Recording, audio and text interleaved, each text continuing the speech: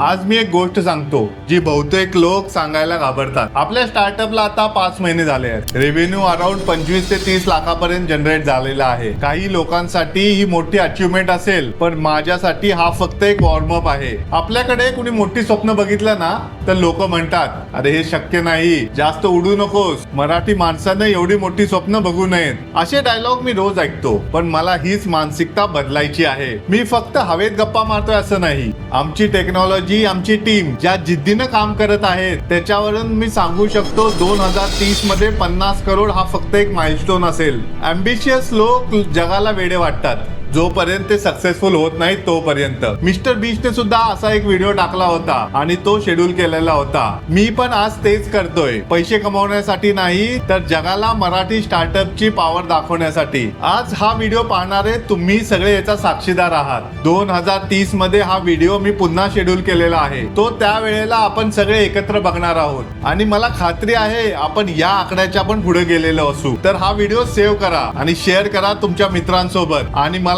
Follow आणि subscribe करायला विसरू नका.